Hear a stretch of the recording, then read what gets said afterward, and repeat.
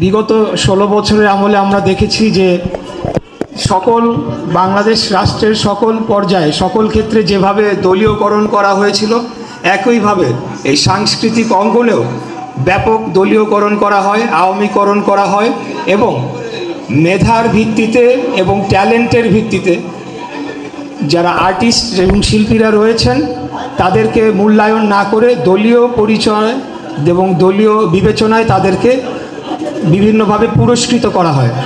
আমি মনে করি যে এর মাধ্যমে আমাদের সংস্কৃতিকে ধ্বংস করার মাধ্যমে বাংলাদেশ রাষ্ট্রকে এক ব্যাপক একটা ক্ষতি করা হয়েছে।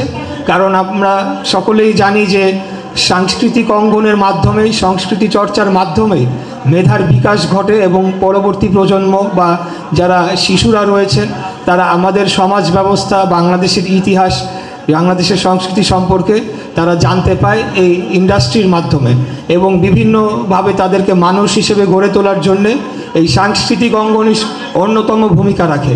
তা আমরা অতীতে দেখেছি যেভাবে মিডিয়ার গলা টিপে ধরে রাখা হয়েছিল, সাংবাদিকদের উপরে যেভাবে ব্যাপক নির্যাতন করা হয়েছিল, দলীয়করণ করা হয়েছিল, একইভাবে এই সংস্কৃতি অঙ্গনের যারা শিল্পীরা রয়েছেন অনেককে কালো তালিকাভুক্ত করা হয়েছিল এবং অযোগ্য ব্যক্তিদেরকে বিভিন্ন পদে বসানো হয়েছিল এবং এই খাতে ব্যাপক দুর্নীতি এবং লুটপাটেরও অভিযোগ আমরা পেয়েছি।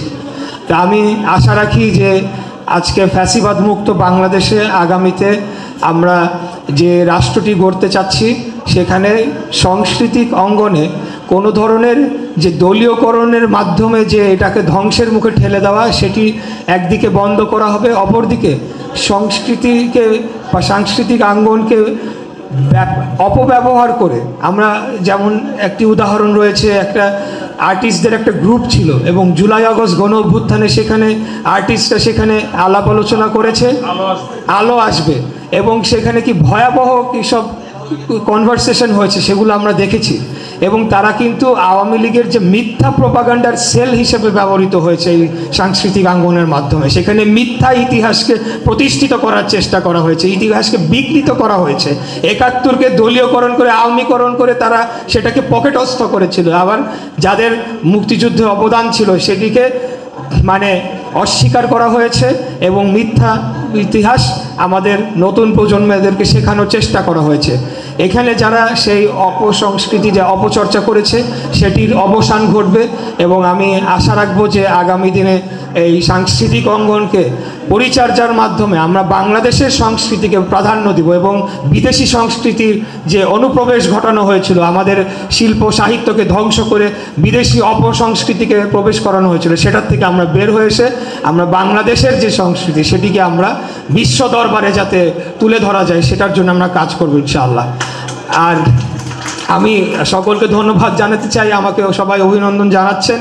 আমি বলি যে আসলে আমি মেয়র হয়েছি না হয়েছি সেটা মুখ্য বিষয় না, মুখ্য বিষয় আমি ন্যায় বিচার পেয়েছি। 2020 সালের 1 ফেব্রুয়ারি অনুষ্ঠিত ঢাকা দক্ষিণ সিটি কর্পোরেশনে আমি বাংলাদেশ জাতীয়তাবাদী দলের হয়ে ধানের শীষ মার্কা নিয়ে মেয়র পদে প্রতিদ্বন্দ্বিতা করেছিলাম এবং সারা দেশব্যাপী সামনে উন্মোচন করেছিলাম কীভাবে ভোট ডাকাতি, ভোট কারচুপির মাধ্যমে আমাদের সেই নির্বাচনটিকে আপনার লুট করে ছিনিয়ে ফলাফল নিয়ে যাওয়া হয়েছিল। পরবর্তীতে আমরা সেখানে সাথে সাথেই আইনি প্রক্রিয়া অনুসরণ করি এবং দীর্ঘ 5 বছর কোনো প্রতিকার পাই নাই। 5ই আগস্টের পরে আমরা দীর্ঘ আইনি লড়াইয়ের পরে আজকে একটা রায় পেয়েছি এবং তার মাধ্যমে ন্যায় বিচার প্রতিষ্ঠার যে একটা ধারা সেটি শুরু যেটা হয়েছে সেটি অব্যাহত থাকবে এবং আমরা রাষ্ট্রের সকল পর্যায়ে আইনের শাসন প্রতিষ্ঠা করতে পারবো, এটাই মুখ্য বিষয়। এবং পরবর্তীতে আমি কি দায়িত্ব নিব কি নিব না সেটা আমার দলীয় সিদ্ধান্তের উপর নির্ভর করছে।